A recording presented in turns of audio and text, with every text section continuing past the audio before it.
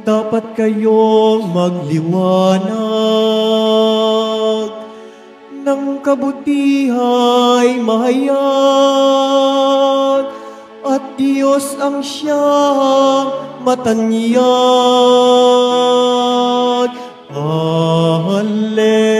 Alleluia, Alleluia, Alleluia, Alleluia.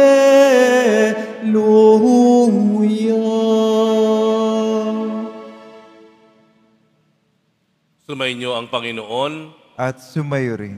ang mabuting balita ng Panginoon ayon kay San Lucas. Papuri sa iyo, Panginoon.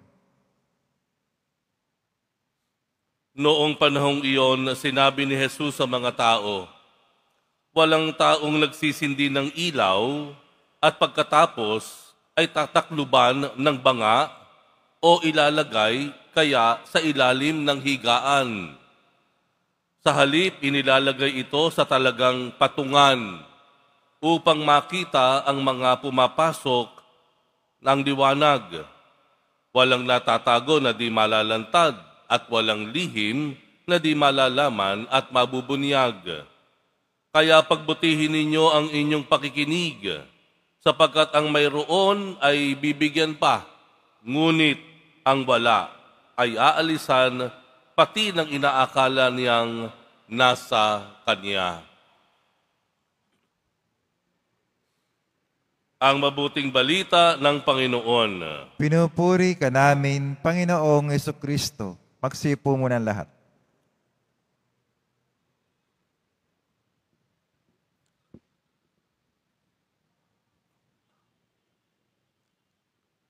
Mayroon pong super typhoon, no? Ngayon sa northern part of the Philippines. Ano po? Sa mga Batanes, northernmost part, no? Ang bagyo nga lang na ito ay super typhoon category, no? Mahigit 200 kilometro per ora, no?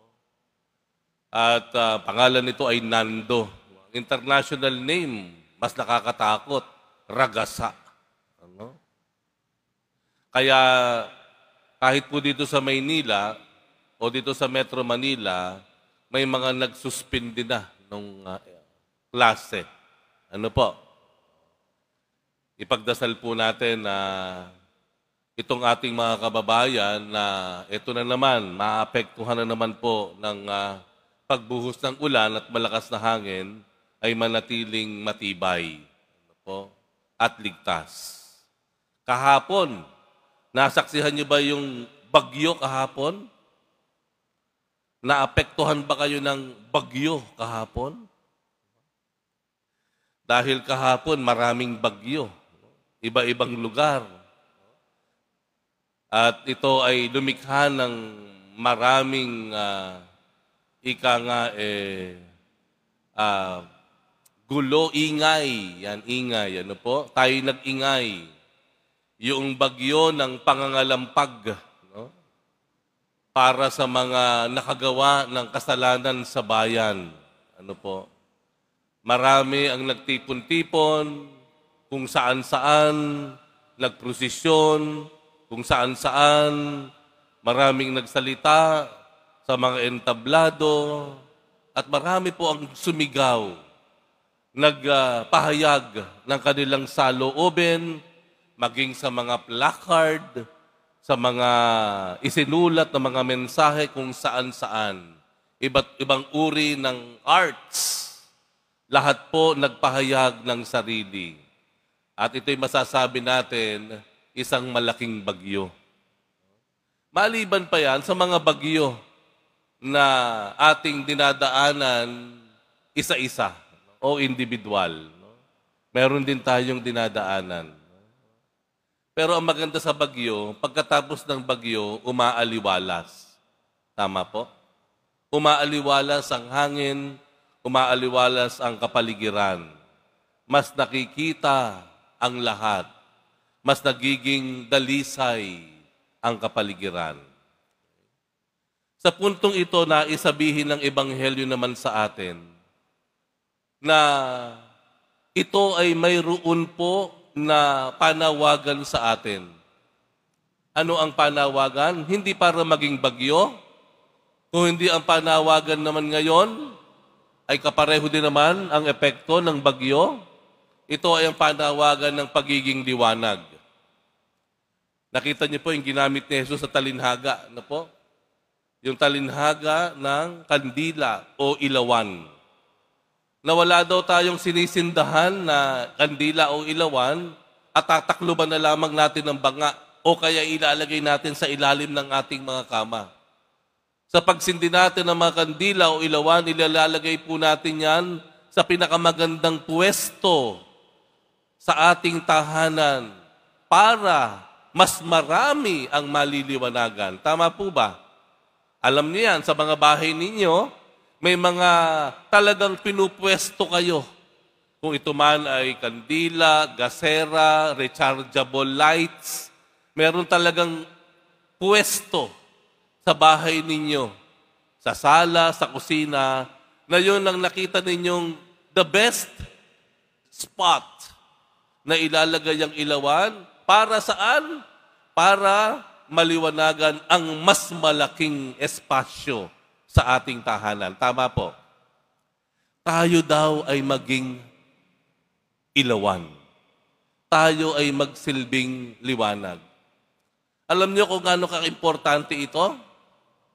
Tanungin niyo kung gaano ka-importante yung panawagan na tayo ay dapat maging liwanag o ilaw ng sanlibutan. Alam niyo kung gaano ka-importante?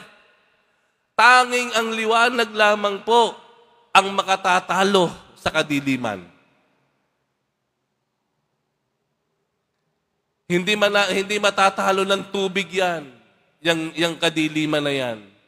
Hindi matatalo ng ingay yan. Hindi matatalo ng gulo yan. Hindi matatalo ng puwersa. Hindi po. Hindi matatalo ng banta. Hindi po. Hindi yan matatalo ng taggutom. Yung kadiliman na yan. Ang tanging makatatalo lamang sa kadiliman ay liwanag. Kaya ano po ang ibig sabihin nito sa panahon natin ngayon? Kung meron po tayong nakikitang kadiliman na bumabalot sa atin ngayon, ang atin lamang pong nag-iisa at natatanging solusyon ay ang pagiging liwanag.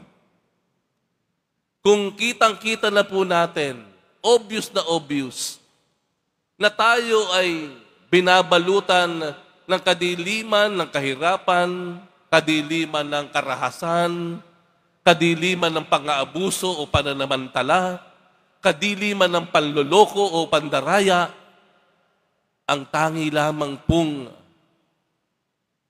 panapat diyan ay magsilbi tayong liwanag ng kabutihan, liwanag ng katapatan, liwanag ng paggalang, liwanag ng pagmamalasakit. Kaya nakalulungkot, kahapon may mga ilang ang kanilang naging tugon sa kadiliman ng pangungurakot o korupsyon, karahasan, paninira ng mga ari-arian, pambabato. Alam niyo po yung sinasabi ko. Nakita niyo po sa news yan. Wala pong ano yun. kahit isang bundok po, no? Yung Mount Everest, buhatin nyo, ibato nyo dun sa mga taong may kasalanan at pinagmumulan ng kadiliman, ng pandaraya, walang magagawa iyon. Kaya po ang simbahan, lagi na lamang ang ating advokasya, ang panawagan. Kung gagawa man tayo ng solusyon laban sa kadiliman ng lahat ng ito, tayo po ay magsilbing liwanag.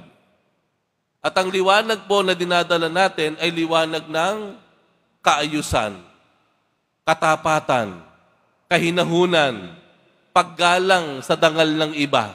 Kahit pa yan ay tinuturing mong kaaway, naroon pa rin po ang liwanag ng kahinahunan. Liwanag ng katotohanan. Liwanag ng katatagan, ng pagpupursige, ng pagsusumikap. Yan po ay liwanag na nanggagaling mula sa ating Panginoong Jesus Nazareno. Amen? Yun po yun. Wala nang makatatalo. Tignan niyo po ang ating Panginoong Jesus Nazareno. Ang kaaway niya ay kasalanan ng mundo. Nung panahon niya, alam niyang malaki ang kadilimang bumabalot sa mundo nung panahon na iyon. Pero nagpadala ba siya ng isang fleet ng mga barko? Warships? Dinaan ba niya sa dahas? Siya ba ay nagmukhang superhero with supernatural strength and powers? At pinagpupuksa niya lahat ng mga tumuligsa at naging dahilan ng kanyang paghihirap? Hindi. Ano ginawa ng ating Panginoong Hesus Nazareno? Siya ay nagsilbing liwanag.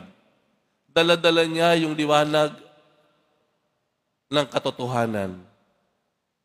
Liwanag ng awa. Liwanag ng pagpapatawad. Liwanag ng pagmamahal. At dahil doon, tuluyang niyang nagapi na pagtagumpayan ang impyerno at ang walang hanggang kaparusahan nito. Tayo magsilbing liwanag. Magsilbi tayong liwanag saan man tayo naroroon, sa lansangan man yan, sa ating pinagtatrabahuhan, sa ating pamayanan, sa ating tahanan. Sapagkat sa bandang huli po talaga, ang makapupuksa lamang sa pinakamadilim na kadiliman ng kasamaan ay ang liwanag ni Kristo na ating tangan-tangan.